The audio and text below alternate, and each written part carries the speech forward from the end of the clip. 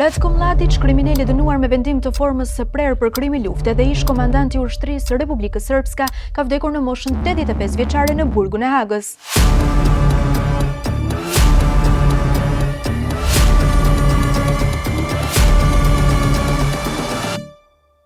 Mladić u dënua me burgim të përjetshëm për 10 nga 11 pikat e akt akuzës, përfshirë gjenocidin në Srebrenicë, për ndjekjen, shfarosjen, vrasjen dhe dëbimin e civileve, si dhe terrorizmin e popullsisë civile të Sarajevës dhe marrjen peng të pjesëtarëve të OKB-s. Për gjenocidin në Srebrenicë, ku vran 8372 bosnjak, Mladić u shpall fajtor me vendim të formës së prerë si një nga personat me përgjegjësi kryesore. Pas agresionit ndaj Bosnjë-Hercegovinës, ai qëndroi në Arati për më shumë se 15 vjet. Mladić u arrestua më 26 maj 2011 në fshatin Lazarevo pranë Zrenjaninit në Serbi dhe më pas u ekstradua në Tribunalin Penal Ndërkombëtar për ish Jugosllavin në Hag.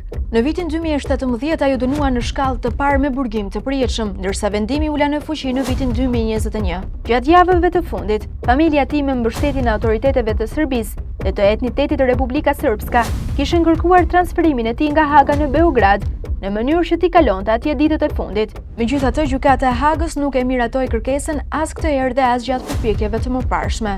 Ministria e Drejtësisë së Serbisë njoftoi se po priste udhëzimet e mekanizmit ndërkombëtar për funksionet e mbetura të tribunaleve penal lidhur me marrjen në dorëzim dhe transferimin e trupit të Mladićit në Serbi.